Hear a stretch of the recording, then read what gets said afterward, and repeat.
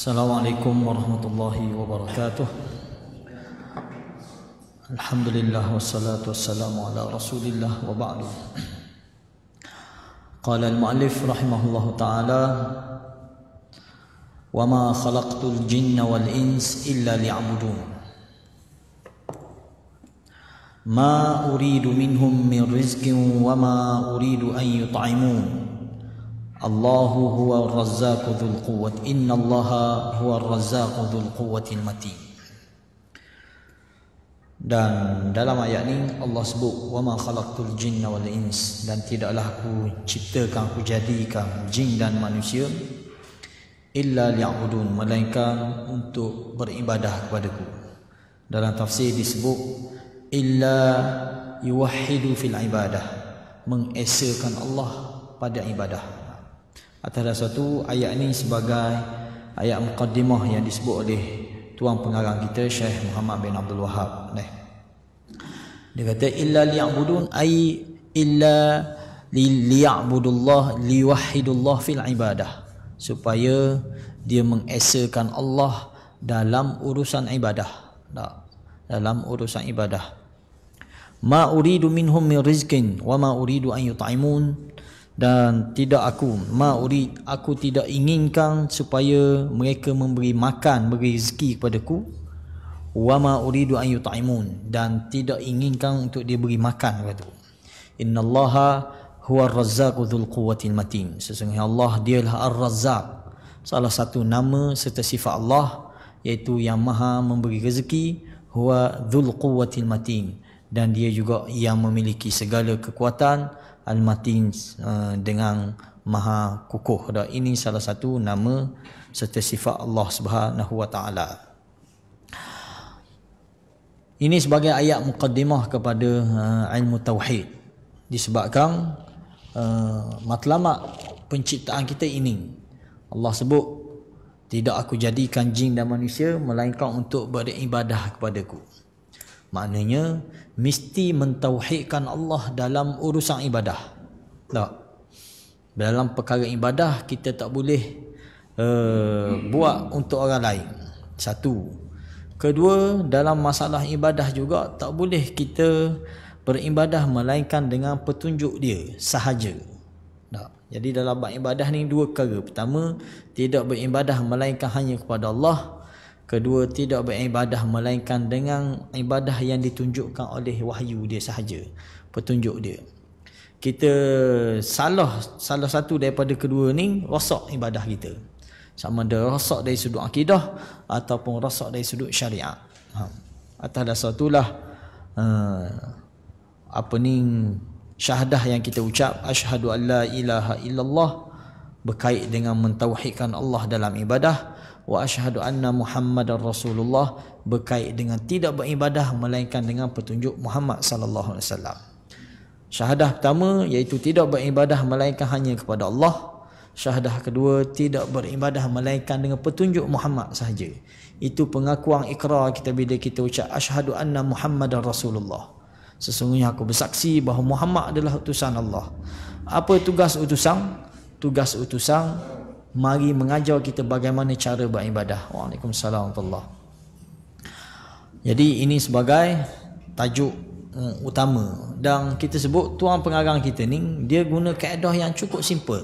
Dia wari ayat Quran, dia wari hadis Nabi, dan dia buat kesimpulan. Itu sahaja. Tak?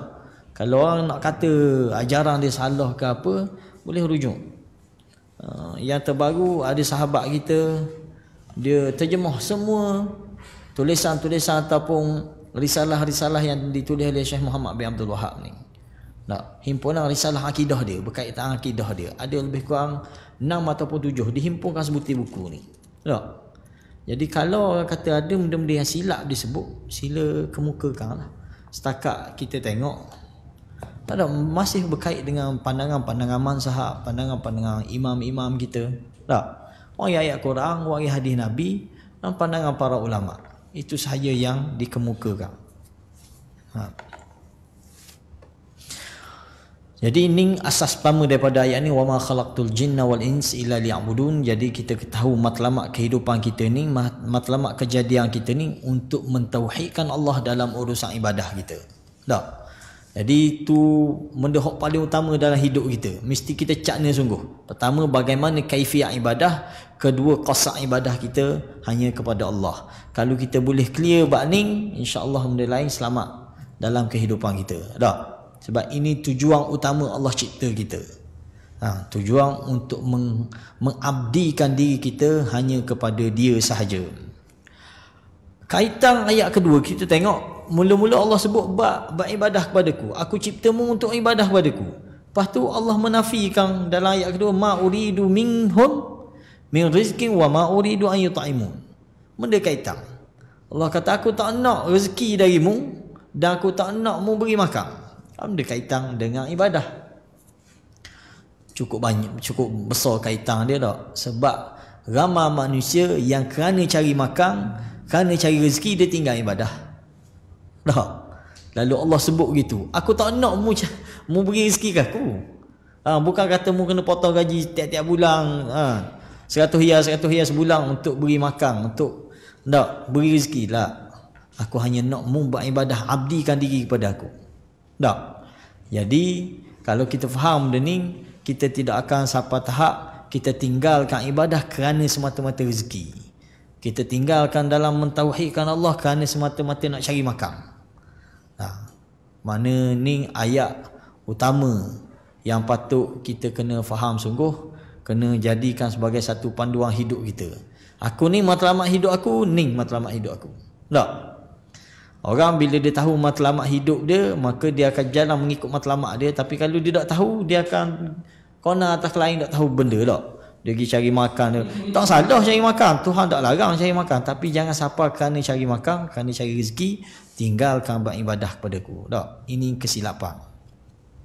Innallaha, lalu Allah kata sesungguhnya Allah lah huwa razzaq. Dia yang maha memberi rezeki. Tak? Allah pemberi rezeki kepada kita, Dzul Quwwah, yang memiliki kekuatan, Al-Matin, salah satu sifat dia yang maha kukuh, yang maha perkasa. Saya makna kata-kata tu boleh tengok sendirilah. Kita ambil dalam poin yang dibincangkan hanya makna ayat secara global dan faedah-faedah yang patut kita ambil. Dalam ayat ini, muka surat 3 tu, dalam ayat ini Allah mengkhabarkan kepada kita bahawasanya dialah yang mengadakan jin dan manusia. Jin adalah satu makhluk ciptaan Allah daripada api. Tak? Satu makhluk ciptaan Allah daripada api yang sifat dia kita tak boleh tengok. Kita tak akan dapat melihat bentuk asal dia. Ini Allah sendiri nafi dalam Quran. Maka siapa-siapa yang mendakwa dia boleh melihat jin, itu sekadar dakwaan sahaja, kita kata. Tak? Boleh jadi kita boleh tengok jelmaan dia, boleh jadi. Tetapi rupa asal dia tak boleh. Jadi kita nasihatkan mana-mana orang yang terlibat dengan pembomohan benda, berhati-hati. Tak? Takut-takut kita mendakwa benda yang di luar kemampuan kita. Tak, kita boleh berubat, tak salah. Dan ilmu ni ada, kita boleh belajar ilmu tentang perubatan masalah jin, masalah benda. Tetapi jangan kita buat dakwaan palsu. Tak, untuk meyakinkan orang, oh dia ni ada 3 ekor di atas kepala dia. Tak, macam mana dia tahu? Sebab benda tu Allah menafikan. Allah kata makhluk jin ni, kabilah dia ni, dia boleh melihat kita dalam keadaan kita tak boleh melihat dia. Kita tak nampak dia. Asar dia mungkin, kesan daripada gangguan dia mungkin kita boleh tahu. Tetapi dia sendiri, tak. Benda kita panggil zat dia tu sendiri, kita tak mampu tengok. Tak boleh tengok. Ini makhluk jin, dan makhluk ni ada di sekeliling kita. Tak, dia hidup bersama dengan kita. Ini makhluk jin. Dan juga Allah sebut bahawasanya dialah yang mengadakan, mencipta jin dan manusia, dan bahawa hikmah dari diadakannya mereka adalah untuk mengesakannya dengan ibadah dan kafir kepada selainnya. Kafir maknanya ingkar kepada selain mentauhidkan Allah dalam urusan ibadah. Tak boleh kita jadikan ibadah kita ni untuk selain Allah. Itu maksud kafirkan selain padanya. Kufur kita kepada selain daripada mentauhidkan Allah dalam urusan ibadah. Atas dasar itulah kita tak boleh buat ibadah ni dicampur dengan benda lain. Tak. Contoh, dalam bab kita sembahyang, kita buat ibadah, tapi dalam masa yang sama kita riak, kita nak tunjuk ke orang. Terbatal ibadah kita. Malah terkutuk. Tak. Wailun lil musallin. Allah kata celakalah orang yang sembahyang. Buat apa ni? Alladzina hum yura'un. Dia mempamerkan solat. Dia nak menunjuk-nunjuk. Tak. Dia nak menunjuk-nunjuk menyebabkan Allah maki dengan solat dia tu. Dia terkutuk dengan solat dia. Buat apa ni? Sebab dia telah mengubah tauhid dia dalam bab ibadah dia. Begitu juga orang yang beribadah, dia pergi kait dengan benda lain, dengan kubur seseorang. Tak. Contoh, dia nak sembelih korban dia di kubur wali sekian, wali sekian. Ini rosak ibadah dia. Tak. Rosak masalah akidah dia, masalah tauhid dia kepada Allah Subhanahu wa taala. Samalah juga apabila dia berdoa di kubur, di kubur wali ke, di kubur syekh ke, di kubur siapa pun, ini boleh menjejaskan akidah dia. Sedangkan syariat kita di kubur ni syariat sunnah.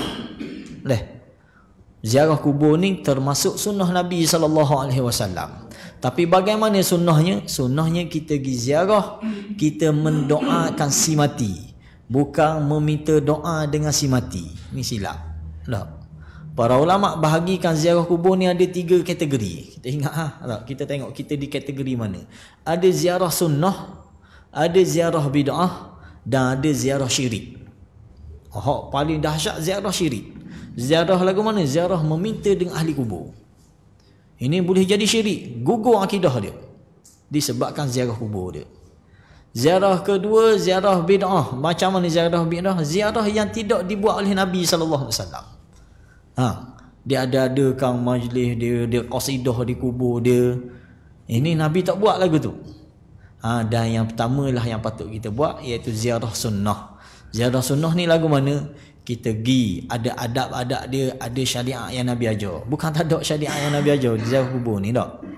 Pertama kita pergi beri salam ke ahli kubur. Assalamualaikum ya ahlad diyar minal mu'minina wal muslimin wa inna insyaallah bikum lahiqun wa nas'alullaha lana wa lakumul afiyah. Ini doa yang warid yang Nabi ajar kepada kita.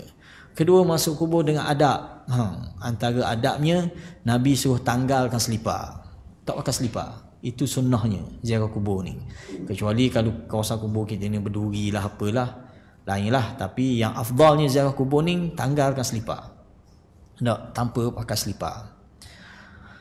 Kedua, ketiga, Nabi melarang kita duduk di atas kubur. Duduk atas kubur tu haram hukum dia.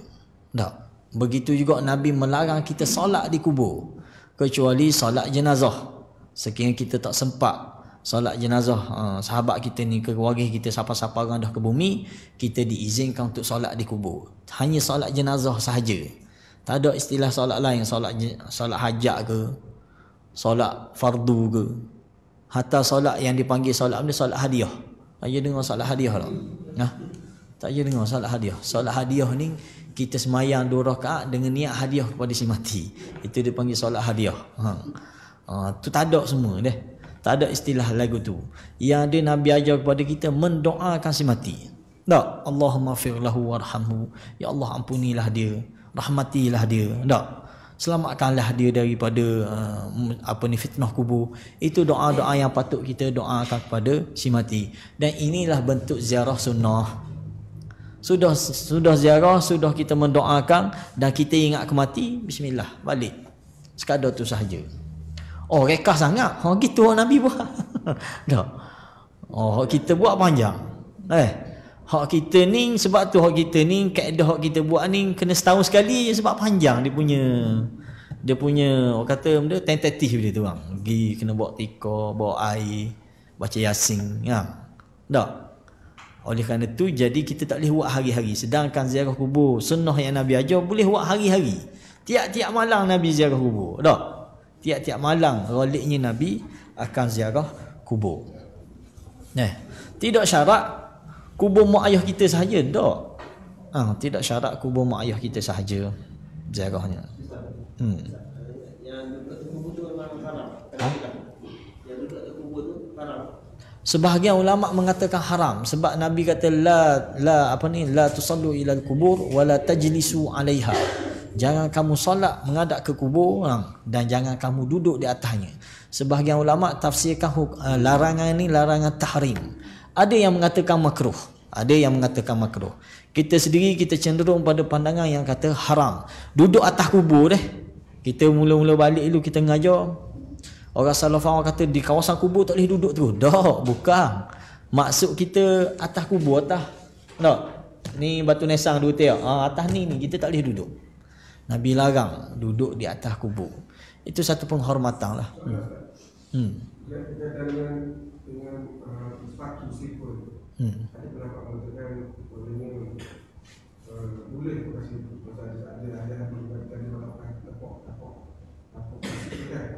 Nabi bakar.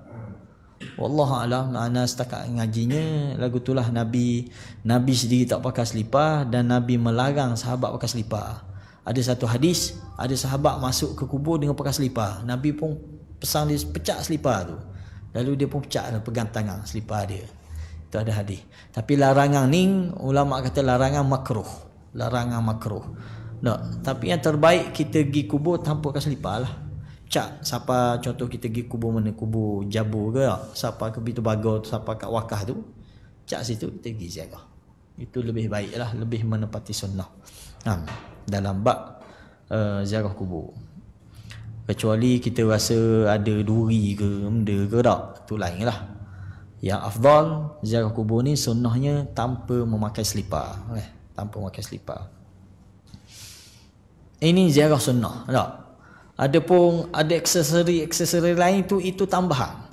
Kita tak kata salah nak buat silakan, tapi kita showkan, kita anjurkan tak masyarakat kita supaya kembali kepada ajaran sunnah. Itu kita cadang lama dah ke Ustaz Cimi kita buat satu signboard atas nama di Dakwah Limited.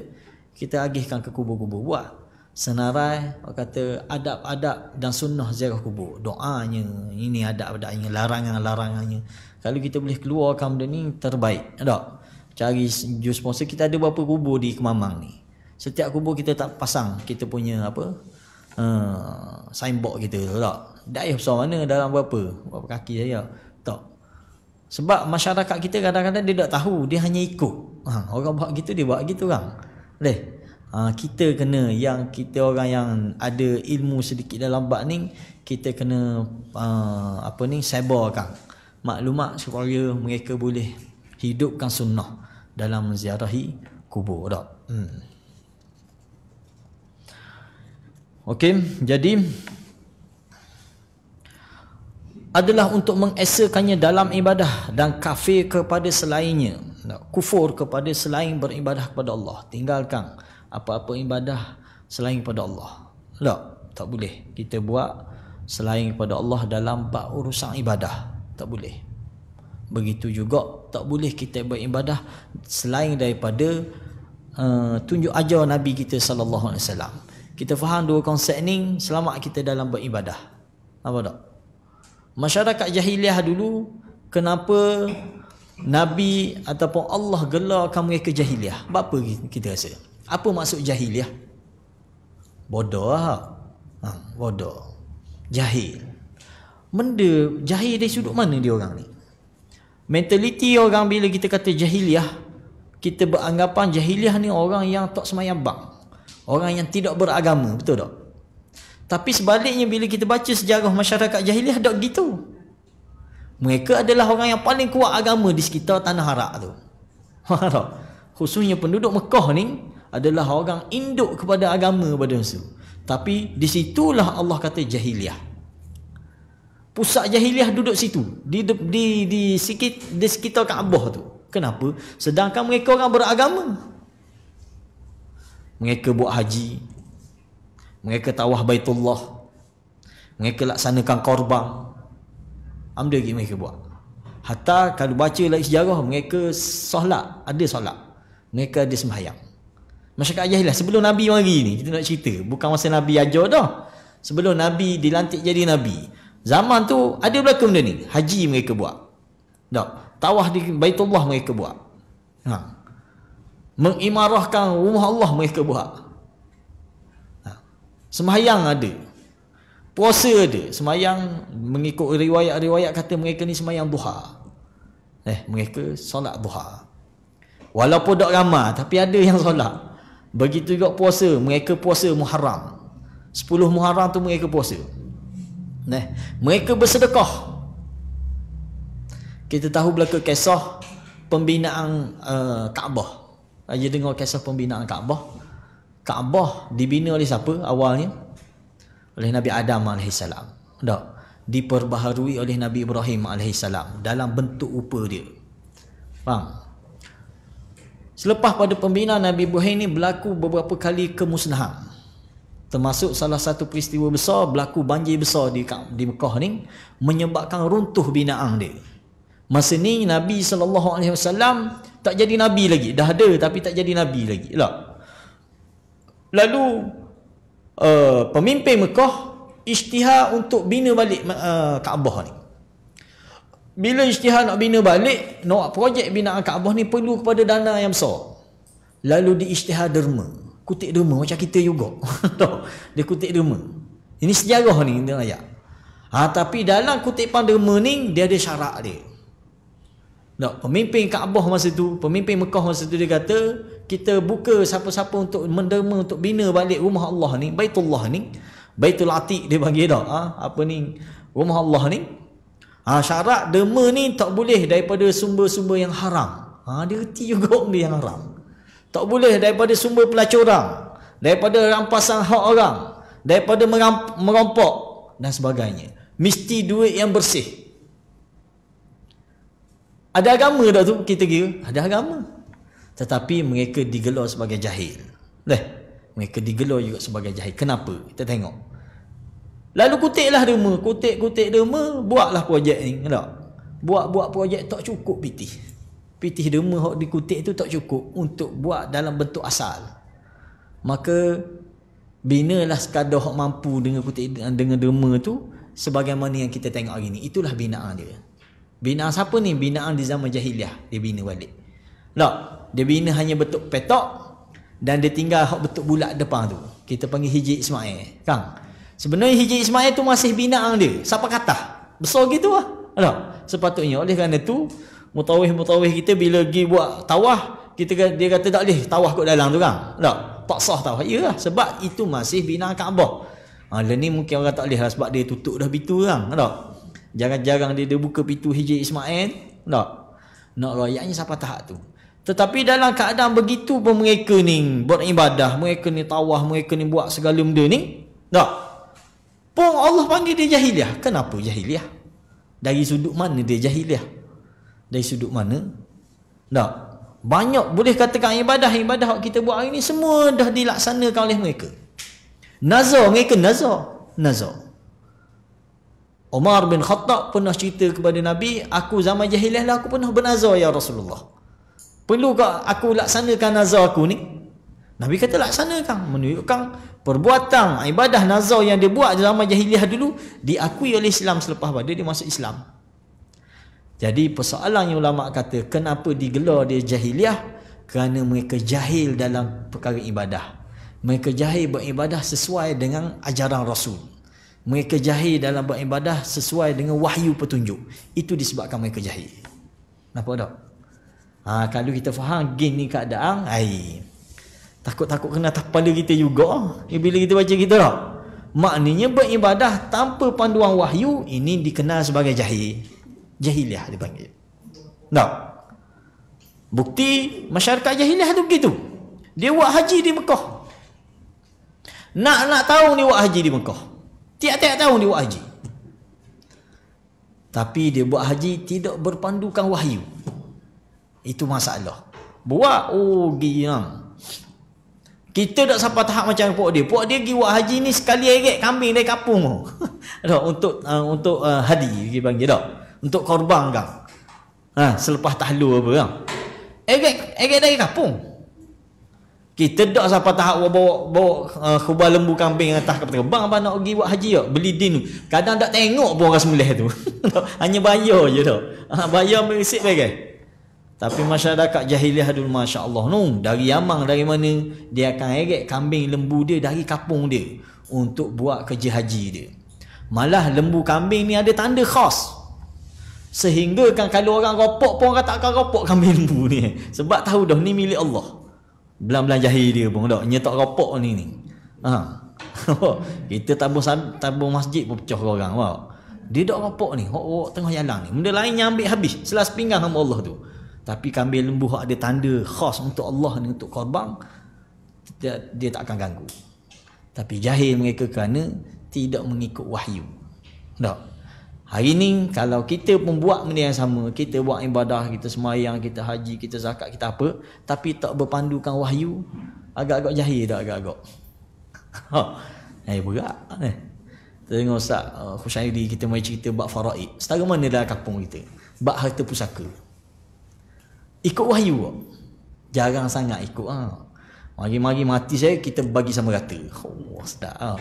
Lepas tu yang ayat Allah turun sersa, Allah cerita lizzakari mithlu hadzil unsayain gini Allah cerita ni, kita bagi sama rata. Saya abang long kan, tak? Saya kat long kan, bagi sama rata.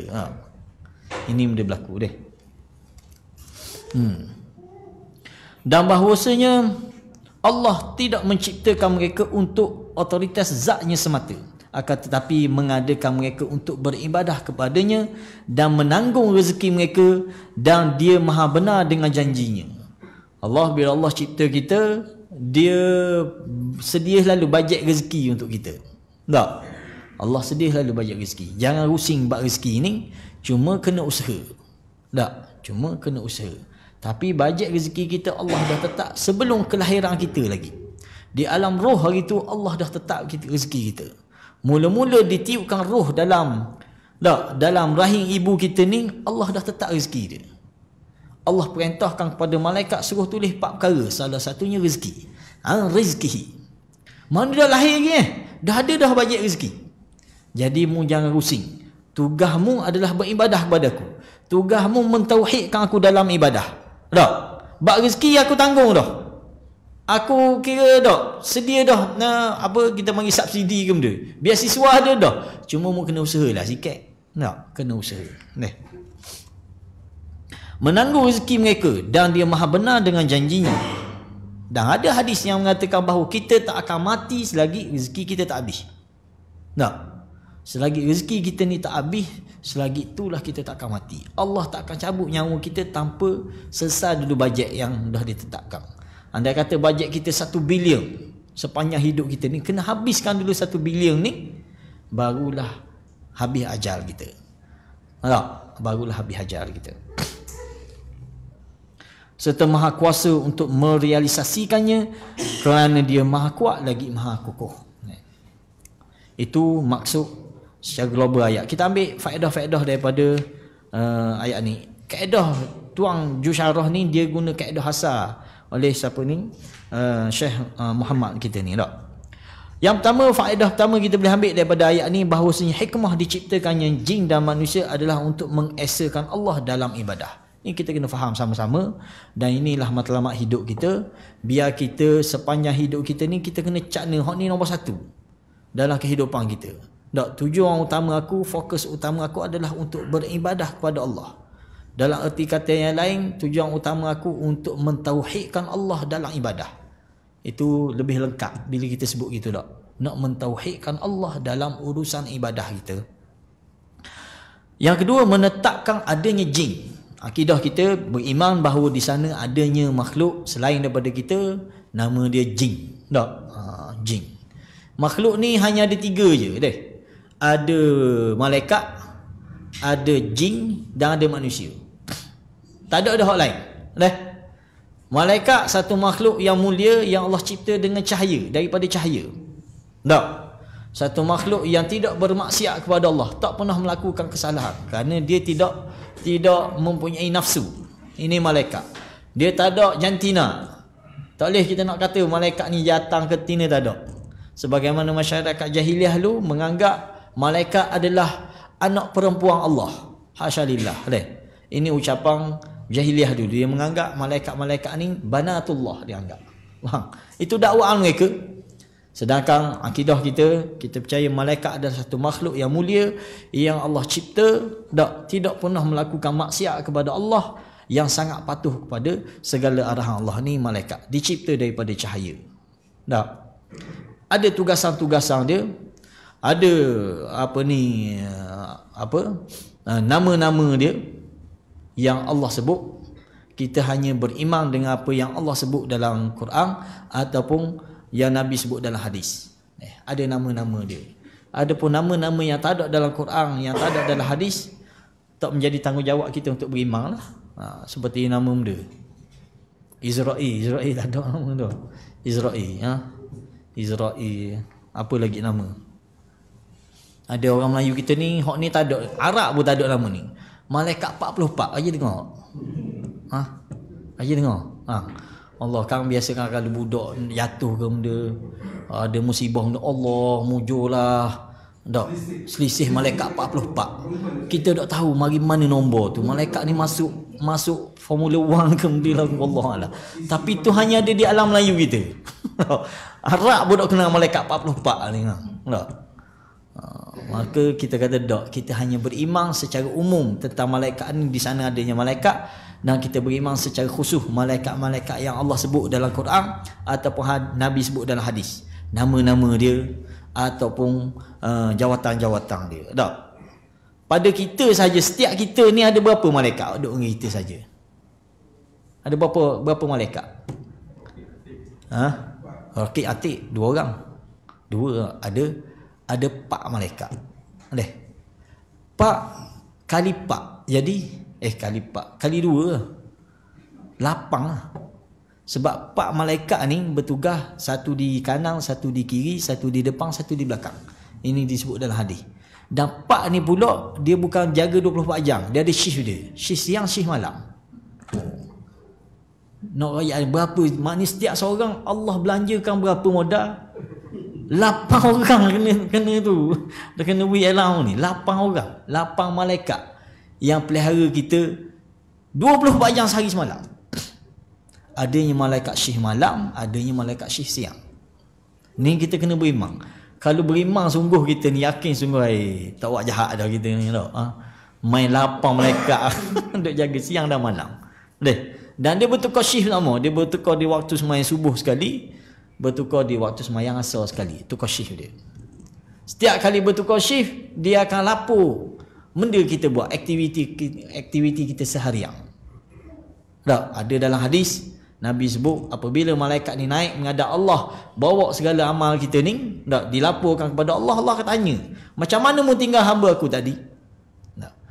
Malaikat ni akan jawab, kami datang mereka sedang solat, dan kami tinggalkan mereka tadi sedang solat juga. Sedang solat. Mana benda? Dia mari waktu subuh tadi kalau malaikat siang, dan dia balik, dia tinggalkan kita waktu asar tadi. Maka ini situasi dia. Ini satu, makhluk yang pertama. Makhluk kedua, jin. Kita kata jin juga adalah makhluk Allah. Kita beriman dengan ayat ni, kita beriman adanya di sana jin yang Allah cipta daripada api. Berbeza dengan ciptaan malaikat daripada cahaya, tapi mereka daripada api. Dan mereka ni seperti kita juga, adanya muslim, adanya kafir, adanya mukmin, adanya munafik, di kalangan jin. Dan makhluk ketiga adalah manusia. Maka ada pun iblis dan juga syaitan, mereka ni dari kalangan jin. Iblis tu sendiri adalah daripada jin. Yang ketiga, sempurnanya kekayaan Allah dari makhluk-makhluknya. Allah adalah Ghani, yang maha kaya, yang tidak berhajat pada makhluk. Ini kita beriman. Bukan setakat Asy'ariyah, malah ahli sunnah ataupun golongan salah pun beriman bahawa Allah tidak berhajat pada makhluk. Allah tidak berhajat pada makhluk. Allah tidak memerlukan makhluk. Nampak tak? Sebab dia Dzul Quwwah, dia Ghani, dia maha kaya, dia maha berkuasa. Jadi dia tidak berhajat. Yang berhajat ni kita. Yang tidak, kita tak boleh hidup tanpa makhluk. Orang lelaki lah, orang lelaki tak boleh hidup seorang lah. Mesti dia nak ada pasangan dia kok. Hebat ke mana pun, gagah ke mana pun dia nak kepada pembantu dia. Dia nak kepada pembantu dia. Kalau bidadari tu dia bawa pulang ni. Bidadari pula. Golongan mana dia? Wallahu alam dia kategori mana? Tak. Tapi diciptakan untuk kita, untuk makhluk jin dan juga makhluk manusia yang menjadi ahli syurga. Wallahu alam, sama ada dia dari golongan jin ke ataupun dari golongan manusia. Tak. Wallahu alam. Tak dinyatakan lah lagu mana. Cuma dia ada, bidadari itu ada. Boleh jadi daripada bangsa seperti kita juga. Yang Allah cipta. Sebab Allah cipta untuk kita. Tak. Untuk manusia dan juga untuk jin yang menjadi ahli syurga. Wallahu alam. Cuma hakikatnya ada 3 kategori itu jelah. Makhluk yang Allah cipta, yang adanya taklif, yang adanya disebut dalam wahyu.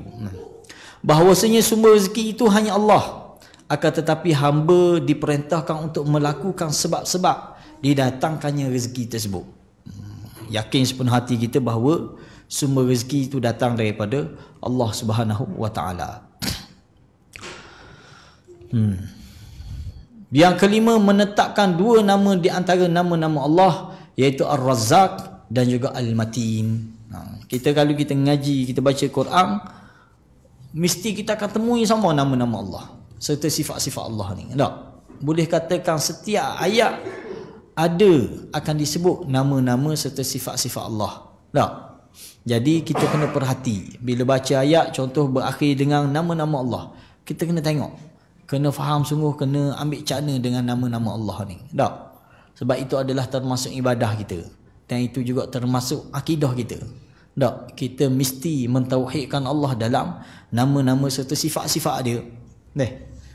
Kena mentauhidkan Allah pada nama-nama serta sifat-sifat dia, sebagaimana dalam mukaddimah itu kita sebut. Tak? Habis hubungan ayat ini dengan tauhid. Ini benda yang sentiasa ulama yang jusyarah ni, tak, syekh yang syarah ni, dia akan kaitkan mana-mana ayat ataupun hadis yang disebut, apa kaitan dia dengan tauhid. Sebab kita ni bercakap isu tauhid kan. Hubungannya adalah bahawa ayat yang mulia ini menunjukkan bahawa hikmah diciptakannya jin dan manusia adalah mengesakan Allah dalam ibadah dan kafir ataupun mengingkari kepada Tuhan-Tuhan selainnya. Dalam bab ibadah kita hanya qasad hanya kepada Allah Subhanahu wa taala. Tak? Baik semayang kita, haji kita, zakat kita, nazar kita, sembelihan kita, faham, apa lagi? Mesti dituju kepada Allah. Doa kita mesti dituju kepada Allah. Tak boleh dalam doa kita seru nama orang lain selain daripada Allah. Termasuk nama Nabi tak boleh kita seru. Apa tak? Sebab doa dia adalah ibadah. Bila ibadah kaitlah dengan ayat ni. Tak? Wa ma khalaqtul jinna wal ins illa liya'buduni. Tidak aku ciptakan jin dan manusia melainkan supaya dia beribadah hanya kepada aku. Maka ulama tafsirkan kepada kita apa maksud ibadah. Ibadah ni ismun jami', nama yang merangkumi keseluruhan perkara-perkara amal, baik amal hati kita ataupun anggota tubuh badan kita ataupun lidah kita. Tak, segala benda yang diredai Allah, yang dicintai Allah, itu ibadah. Nampak tak? Jadi semua bentuk ibadah-ibadah khas ini tak boleh kita buat kepada selain Allah. Baik doa, baik zikir, baik apa sahaja, semua ibadah-ibadah yang istilah lain dia panggil ibadah mahdah, tak? Ibadah utama ni tak boleh kita kona ke lain. Contoh dalam bab doa, kita doa nama orang lain, kita seru nama orang lain, tak boleh. Ada ustaz ngajar suruh buat benda untuk pelembut hati anak ni kan. Ambil air semayang tak apa lagi, buat ambil semayang. Tapi kita jeng apabila dia kata wi salam ke Nabi Khaidir, benda kaitan. Tak? Wi salam ke Nabi Khaidir, tak ada. Banyak soalan kalau kita pergi tanya dia, kita banyak soalan lah kita nak tanya. Pertama, kenapa semayang Zuhur? Tu satu. Dia kata, Makanan saja. belah kanan je. Alik kiri jangan. Dia terang dia jangan alik kiri dah. Lepas tu benda ni mujarab untuk anak sendiri saja. Orang lain tak boleh. Suami pun tak degih keluar. Tapi hak kita jeng, hak paling jeng kita apabila dia kata wi salam ke Nabi Khidir. Tak, benda kaitan. Jadi kita biasanya orang ni tak dalam bab-bab ilmu ghaib ni nama-nama famousnya tu Nabi Khidir, Syekh Abdul Qadir Jailani. Hak ni nama hak ghalib orang sebut. Tak, kalau nak masuk hutang biasa orang sebut nama Nabi Sulaiman. Wi salam ke Nabi Sulaiman. Benda kaitan. Kita masuk hutang, wi salam ke Nabi Sulaiman. Benda kaitan dia. Nabi Sulaiman kan pandai cakap dengan binatang dia. Zaman dia itu. Sekarang ni tak ada dah. Bukan bidang kuasa dia dah. Jangan kita beranggapan bahawa Nabi Sulaiman ni cokoh tunggu dalam hutang.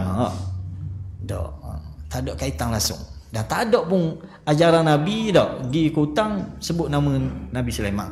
Pergi ke laut nama Nabi mana? Nabi Ilyas ke Nabi Muda. Tak ada pun. Pokok-pokok ni kan sebut. Sebut nama Nabi Sulaiman tak? Dah. Nabi Ilyas. Dia ada hadis tapi hadis tu hadis dhaif sangat. Yang kata Nabi Sulaiman Nabi Muda. Nabi Ilyas dengan Nabi Muda masih hidup. Nabi Khidir dengan Nabi Ilyas. Nabi Khidir jaga bahagian laut, Nabi Ilyas jaga bahagian bukit buka.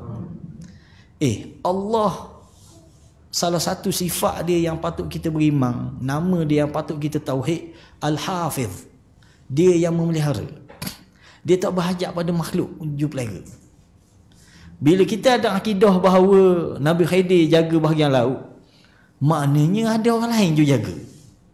Yang patut bila kita berlaku masalah dia, ada emergency kita hello ke dia. Hak tu akidah tu. Tu akidah. Kepercayaan. Sama bila masuk dalam hutang, adanya Nabi Ilyas. Jadi ada masalah-masalah dia call je. On call lah. Dia boleh mari. Ini masalah. Sebab masalah minta tolong secara gaib ni, dia panggil madad ni dah. Hanya kepada Allah, tak boleh kepada makhluk. Bila kita tuju ke makhluk, inilah dipanggil syirik. Dan syirik tu bukan syirik kecil. Syirik akbar. Syirik besar. Bila kita seru nama makhluk ni, seru nama makhluk ni. Hatta para malaikat pun, kita tak disyariatkan untuk seru nama malaikat. Bila kita ada masalah, bila kita ada tak, hanya seru nama Allah. Hanya seru nama Allah. Berselawat benda lain. Berselawat tak, itu apa ni sunnah selawat. Bukan kita seru nama Nabi untuk kita minta doa ni. Tak. Sunnahnya para ulama kata untuk memakbulkan doa kita, mulakan dengan hamdalah, puji-puji Allah, dan tak berselawat kepada Nabi. Tak ada pun atas alasan minta dengan Nabi. Tak. Minta tetap dengan Allah. Cuma berselawat kepada Nabi SAW. Lepas pada tu minta hajat. Minta hajat dengan siapa ni? Dengan Allah. Dengan Allah. Nampak tak? Ini benda-benda, semua benda ni kait dengan akidah. Bukan benda boleh buat main-main. Tak? Bukan benda boleh buat main-main. Akidah ni penentu kebahagiaan kita dunia dan akhirat. Tak? Mentauhidkan Allah ni penentu bahagia kita dunia dan akhirat. Tak? Tak ada benda ni sekara tak pakai habis segala ibadah yang kita buat. Jadi ini yang dikatakan hubungan ayat yang menjadi mukaddimah kepada kitab tauhid kita ni, iaitu hubungannya adalah menunjukkan bahawa hikmah diciptakannya jin dan manusia adalah mengesakan Allah dalam ibadah, dan kufur ataupun kafir mengingkari kepada Tuhan-Tuhan selainnya.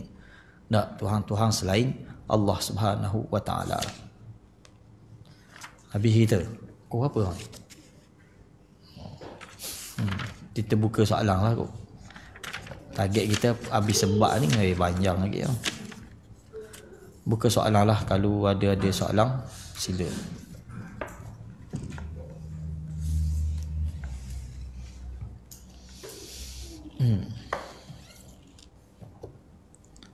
Tak ada, kita balik awal ini. Pukul 10 boleh. Kita start dia buat apa? 9 suku. Kalau tak ada, kita baca sikit lagi tak? Boleh? Okey, kita ambil sikit lagi tak? Baru 10-9 minit. Ayat yang kedua. sebagai kata matang yang disebut oleh tuan pengarang kita ni.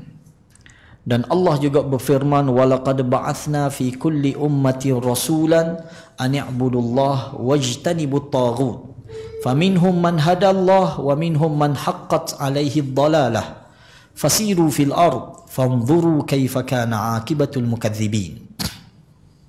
Allah kata, dan sesungguhnya kami telah mengutus seorang rasul pada tiap-tiap umat untuk menyerukan. Apa seorang rasul? Ini kepercayaan kita bahawa setiap kaum, setiap umat, Allah tak tinggal begitu sahaja, tetapi Allah hantar rasul untuk mengajar dia. Pertama, menyeru kepada tauhid. Tak, menyeru kepada tauhid. Kedua, para rasul ni mengajar bagaimana cara mendekatkan diri kepada Allah. Tak ada seorang rasul pun melainkan ada mesej dakwah dia dan ada syariat yang dibawa kepada umat mereka masing-masing. Berbeza dengan Nabi. Nabi, mereka tidak menerima syariat baru. Mereka tak terima dalam bentuk orang kata teks baru, melainkan mereka ni meneruskan teks yang sebelumnya. Itu Nabi. Tak. Nabi, mereka tidak, orang kata, tidak diberi taklif untuk menyampaikan ataupun bawa wahyu ataupun syariat yang baru. Cuma mereka meneruskan syariat-syariat sebelum dia. Pun ada syariat yang dibawa. Ada orang kata benda ibadah, bentuk ibadah yang diajar kepada kaum mereka masing-masing. Sembahlah Allah. Apa seruan pertama, mesej pertama rasul-rasul ni? Sembahlah Allah sahaja dan jauhilah taghut. Maknanya ini mesej utama para rasul dulu. Ani'budullah wajtanibut taghut. Hendaklah kamu beribadah kepada Allah. Dalam erti kata lain, wahidullah fil ibadah. Tauhidkan Allah dalam beribadah kamu. Wajtanibut taghut, dan jauhilah, tinggallah segala benda-benda yang taghut. Apa itu taghut? Dulu awal-awal berapa? 90-an dulu kecoh isu ni tak? Antara orang yang mula-mula sebut bab taghut ni Tuan Guru Presiden kita tak? Taghut. Benda taghut sebenarnya. Taghut ni benda-benda yang disembah selain Allah. Itu taghut. Benda-benda yang dianggap berkuasa, dianggap boleh beri undang-undang, boleh beri apa, itu dikategorikan taghut. Bapak segala taghut adalah iblis, laknatullah alaih. Itu taghut. Dan sembahan-sembahan selain Allah yang direda dengan sembahan tu, itu taghut. Orang-orang yang meletakkan undang-undang selain daripada undang-undang Allah, ni taghut. Ni isu kita di Malaysia tu. Jadi kafir, jadi benda ni kefahaman dalam betul benda tu, cuma kefahaman penjelasan tu lah kita kira.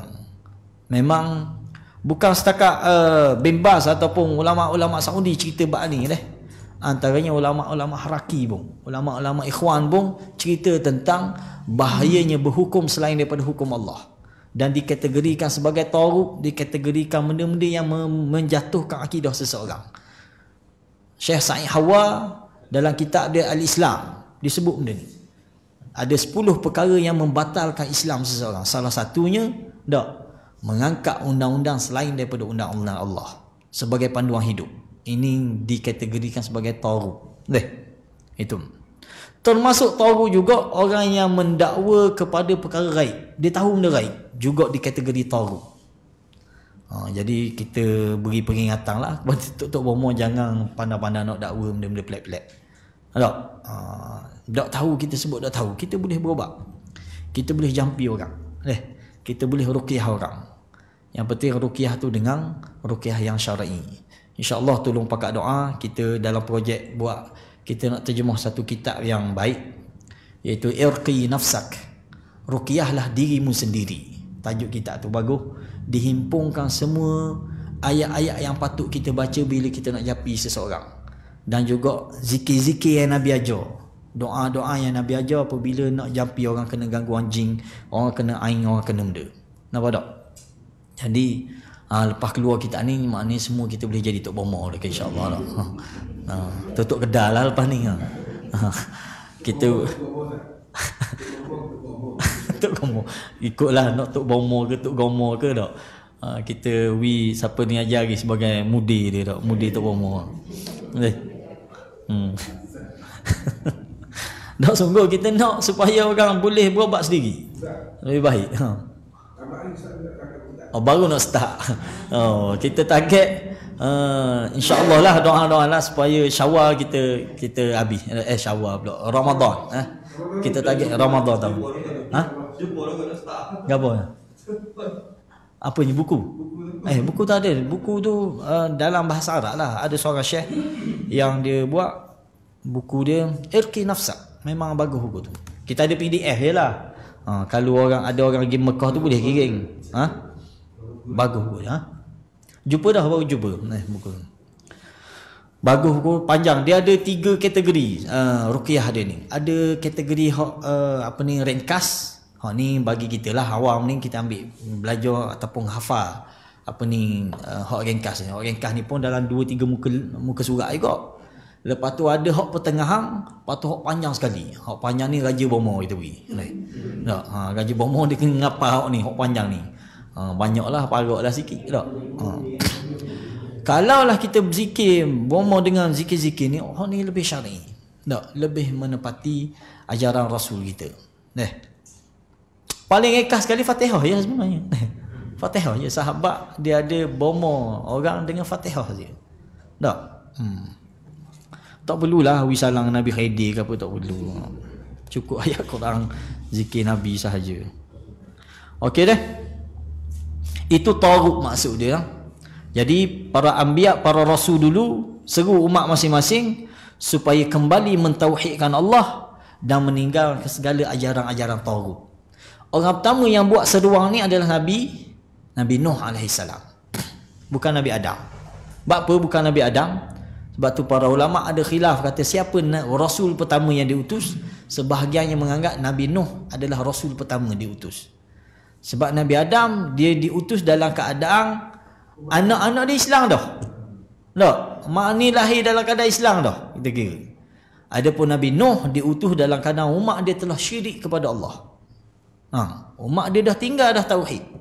Buat ibadah, ada ibadah yang dia buat tapi dah syirik. Adanya nazar ke patung dia. Tak, adanya ambil berkat, adanya tawasul, semua masalah syirik berlaku dalam ibadah mereka.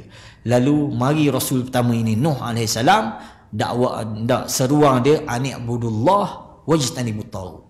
Hendaklah kamu beribadah hanya kepada Allah dan tinggalkan segala taghut. Segala taghut. Maka di antara mereka ada orang-orang yang diberi petunjuk oleh Allah dan ada pula di antaranya orang-orang yang telah pasti kesesatan baginya. Bila mari saya Rasul menyampaikan kebenaran, menyampaikan tauhid, mengajar sunnah dalam kehidupan ni, lalu umat bagi dua lalu. Ada yang mendapat taufik daripada Allah, hidayah taufik daripada Allah, lalu ikut para Rasul tadi, dan ada yang kekal dengan ajaran sesat mereka, lalu mereka tersesat. Maka berjalanlah kalian di muka bumi, dan Allah perintahkan kepada kita. Ni cerita kisah umat-umat dulu. Perintah kepada kita, fasiru fil ard. Allah kata jalan, musafirlah mu, pergi tengok sendiri. Fanzuru, maka perhatikanlah bagaimana kesudahan orang-orang yang mendustakan Rasul. Tak, kita boleh tengok bagaimana kaum Ad yang ada lagi dia punya kesan sejarah dia. Kita boleh tengok kaum Samud yang ada lagi kesan sejarah dia. Kita boleh tengok kaum Sodom, laut mati tu, tak, kesan sejarah dia. Allah perintahkan kepada kita supaya jalan. Tak, kalau kita pergi jalan ke Yaman, di Yaman ni ada tempat yang disebut dalam Quran, antaranya Ashabul Jannah. Tak, tuang kebun yang Allah bakar kebun dia. Sebutir kebun, boleh katakan sejauh mata memandang kebun dia, semua terbakar habis. Apa tak? Cuma hari ni petani Yaman dia jumpa skill. Dia sodok hak bahagian terbakar di atas ni, maka hak di bawah ni subur tanah dia rupanya. Jadi dia sodok habis di atas ni, subur di bawah ni, tahu dia tanam dia. Agak-agak dia tanam dia tu. Dia tanam pokok kok. Kena ada kok. Kok ni lebih kurang ketung daun ketung kita lah. Dia tanam pokok. Memang subur molek. Bisnes besar, antara bisnes besar di Yaman daun kok ni. Maknanya dia makan. Tiap-tiap hari dia makan benda tu. Dan benda tu dikategorikan dalam negara Yaman tak salah. Bila pergi Saudi kena ukur gantung benda tu. Sebab Saudi dia isytihad benda ni dadah. Dan memang dia dadah pun. Cuma ulama Yaman ni ada kok syekh-syekh pun makan kok benda ni. Jadi jangan lalu lah. Dia buat macam lebih kurang sikit. Tapi dia ada kesan dia. Walaupun kesan dia tak segera tapi ada kesan dia. Adanya benda kanser mulut dan sebagainya. Tak. Ada syekh yang makan. Kita pernah mengaji sama syekh tu. Ngaji kat teh. Sebab dia bila kita pergi majlis kahwin tu antara tradisi dia kena makan benda tu. Sehari tak tidur. Memang tak tidur. Memang dia mari mikir sama. Sebab tu orang Yaman ni bila malam-malam periksa kan dia akan beri. Dia akan dia ada rate dia. Ada hok mahal, ada hok murah. Kadang-kadang kalau time malam periksa dia akan beli hok mahal ni berikan anak dia untuk study. Dan benda tu memang cepat. Ngapa pun jadi cepat. Cuma cepat hilang. Cepat hilang. Bila dia habis gas dia, habis dah dia punya power tu. 3 hari dia tidur. Dia masa kita makan tu memang tak tidur. Sebab tu di Yaman kalau kita pergi Yaman bulan puasa dia tukar terus. Siang jadi malam, malam jadi siang. Masuk je hari ni dah, malam ni puasa, tukar lalu dah. Orang tak tidur dah malam tu. Semua pakat khazing mereka. Dia panggil khazing lah makan daun qaq ni. Tak? Dia akan khazing sampai ke subuh. Lepas subuh tidur lah. Semua jabat kerajaan pun buka di malam. Pos ke apa semua di malam mereka buat kerja. Pergi siang tak jumpa cari pegawai. Tak ada orang. Dia jabat. Hatta dia babah pun alik malam tu kah. Siang tak ada. Bah tak jalan siang, malam lagi. Memang syok-syok juga rasanya. Sebab memang malam hidup sungguh. Hak mana hidup dengan ibadah, hak hidup pasar juga. Tapi hidup. Masjid pun hidup, pasar pun hidup. Itu suasana lah. Sebab antara dia, faktor dia makan ni qaq ni, daun qaq. Apa tak? Maknanya Allah perintahkan kepada kita supaya berjalanlah di muka bumi untuk ambil pengajaran. Ambil pengajaran. Bukan hanya pergi selfie. Tempat-tempat azab ni makruh untuk kita bergembira dengan tempat azab. Tak boleh. Dulu kita awal-awal pergi musafir ke Yaman nak pergi belajar tu, transit di Jordan. Kita sempat pergi di Bahrul Mayit ni, Laut Mati ni. Cuma masa tu jahil lagi, dokti lagi . Jadi selfie, ambil gambar, mandi, siap mandi lagi . Sebenarnya makruh, dilarang kita mengambil manfaat ataupun bergembira dengan tempat azab. Tak boleh. Nabi SAW pernah sapa. Ya. Tak tahu sebab kita ambil satu kisah. Nabi pernah sapa situ dalam peperangan Tabuk. Nabi sapa dan Nabi singgah di Bahrul Mayit ni, di Laut Mati. Lalu para sahabat pun masuk. Dia ambil air daripada Laut Mati ni. Bila Nabi tahu, Nabi suruh buang. Semua buang belaka. Tak boleh, maknanya tak boleh kita ambil manfaat daripada. Sebab ni memang betul-betul tempat dia azab. Memang pelik. Kita orang tak pandai berenang ke mana pun dia akan terkapung di Laut Mati ni . Dan garam dia cukup tinggi tak? Garam dia cukup tinggi. Dalam ayat Quran dalam surah Rum disebutkan di sini tempat yang paling rendah dalam atas muka bumi ni . Fi adnal ardi. Disebut sebagai adna ardi, tempat yang paling rendah sekali atas muka bumi ni. Tak? Itu tempat dia azab. Jadi kita bila pergi tempat-tempat kena azab ni tak boleh bergembira. Nyatakan kesedihan, tunjukkan keinsafan kita dengan tempat azab. Habis kita? Ya. Dalam telefon. Kita sudahi dengan soalan ni lah. Apa hukum perempuan sembahyang mayat lelaki? Apa hukum perempuan sembahyang mayat lelaki? Harusnya lah. Tak? Kita boleh sembahyang jenazah lelaki ke jenazah puang. Yang dilarang pada kita mandi jenazah. Lelaki tak boleh mandi jenazah perempuan dan sebaliknya kecuali suami isteri. Adapun salat jenazah disunatkan ataupun kita panggil fardu kifayah untuk semua. Tak, baik orang lelaki, baik orang perempuan. Tak, baik orang lelaki, baik orang perempuan. Boleh? Itu soalan pertama dia. Bukan sembahyang, solat saja sama.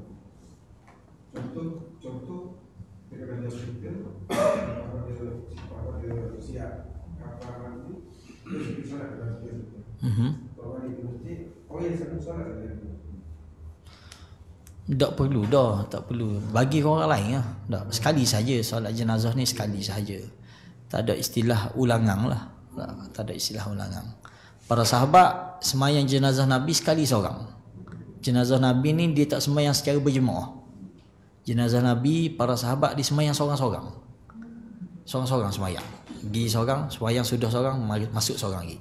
Dan jenazah Nabi tak semayang di masjid. Dia semayang di rumah dia. Tak, dalam bilik dia. Nampak tak? Semayang situ. Seorang-seorang. Lepas orang lelaki, habis orang lelaki, orang puang masuk. Seorang-seorang. Kena soalan ni tak? Maknanya orang puang pun, sahabiat pun semayang jenazah Nabi sallallahu alaihi wasallam. Habis orang puang, kanak-kanak, habis kanak-kanak, hamba-hamba pun, seluruh penduduk Madinah tak ada seorang berkecuali mereka semua semayang jenazah Nabi sallallahu alaihi wasallam. Jadi kita kata sekali sahaja. Begitulah juga dalam bab semayang, para ulama khilaf dalam bab semayang ghaib. Contoh jenazah mati di Mekah. Tak, adakah perlu kita semayang ghaib di sini? Ini khilaf. Ada sebahagian kata tak perlu dah sebab di sana orang dah semayang jenazah. Tak perlu dah kita semayang ghaib. Yang perlu semayang ghaib ni sekiranya kita tahu bahawa di sana orang tak semayang. Contoh dia mati di mana? Di Eropah ke? Tak. Di Mexico contoh. Tak. Di kutub utara ke mati, tak ada orang semayang jenazah untuk dia. Maka kita orang kampung ni ataupun warga-warga ni perlu buat semayang ghaib. Sebagaimana yang berlaku kepada Najasyi. Ini pertama kali Nabi semayang ghaib tak. Apabila Najasyi mati, dan Najasyi ni memang dia beriman kepada Allah dan Rasul. Lalu bila dikhabarkan, Jibril khabar kepada Nabi dia dah meninggal, Nabi pun semayang ghaib. Tak, Nabi semayang ghaib. Ada pun orang yang dah semayang ni khilaf. Ada sebahagian kata tak perlu dah semayang, ada sebahagian kata masih boleh kita buat semayang ghaib. Kan? Semayang hadiah ada tak? Semayang hadiah. No, semayang hadiah kita sebut dah dia awal dia. Tak ada sebenarnya lah. Itu hanya orang kata rekaang je lah. Tak perlu kita buat semayang hadiah. Semayang hadiah, semayang video. Semayang video hanya dengar tu. Ya ke? Video semayang. Dia undang video puasa, video semayang. Ya, dikiaskan dengan video puasa. Sebenarnya dalam bab ibadah tak ada ulama yang mengharuskan kias. Tak boleh kita guna kias. Ulama ahli sunnah terima kias, tapi tidak dalam perkara ibadah. Bab lain, bab muamalah, nak kias arak dengan dadah ni boleh. Tapi nak kias semayang, ada video puasa, kita buat video semayang. Kalau buka benda tu, kita akan buka peluang untuk melakukan sebarang bentuk ibadah baru. Tak, ada video ni kan habis video yang reka dia.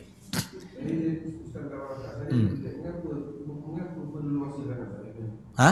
Berluasa, maksud tidak ada orang kawal saja. Faham tak? Dia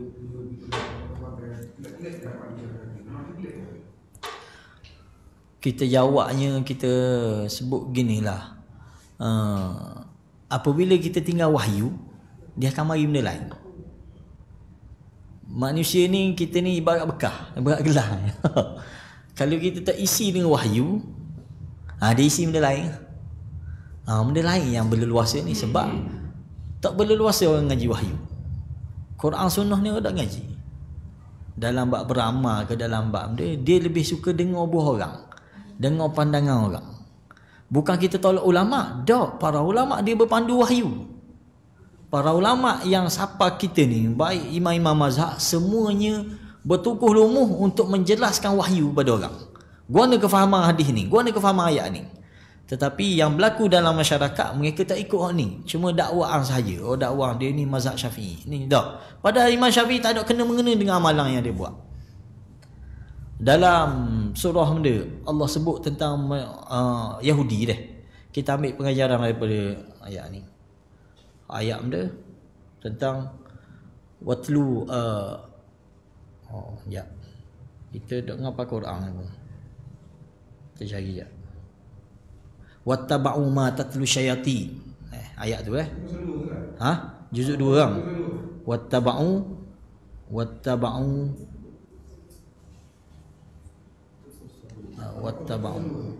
Ha?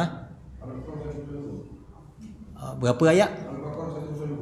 Al-Baqarah 102. Apa orang apa Quran lain? Al-Baqarah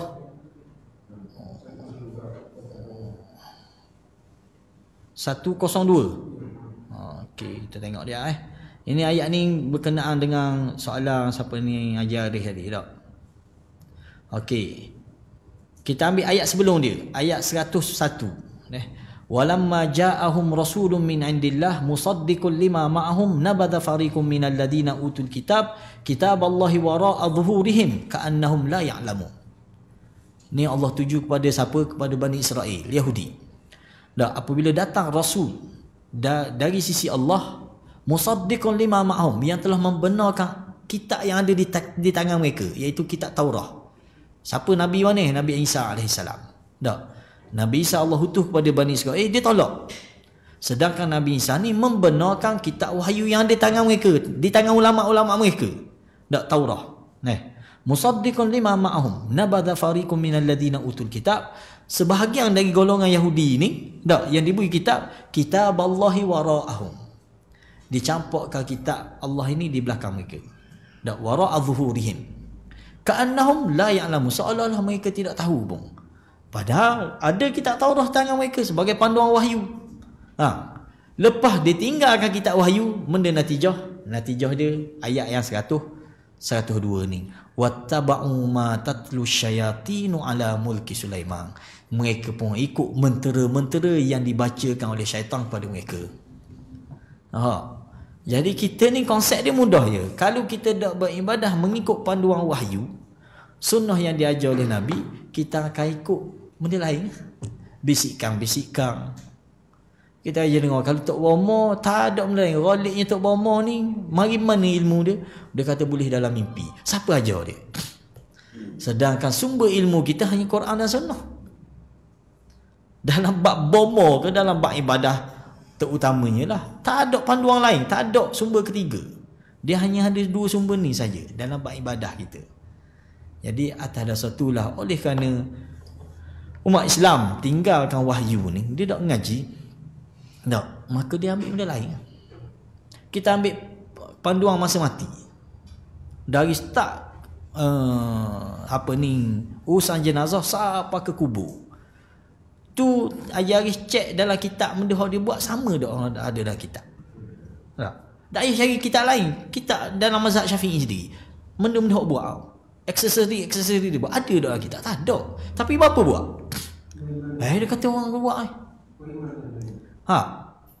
lapik sejadah, soyok sejadah, mari mana dalam kitab mana tunjuk. Tapi kena buat. Kadang tu imam ambil sejadah di semayang. Pada tu kita kira bazir. Membazir harta, padahal anak cucu boleh guna sejadah tu. Buat semayang, buat benda. Tiba-tiba dia buat lapik jenazah. Tak ada pun.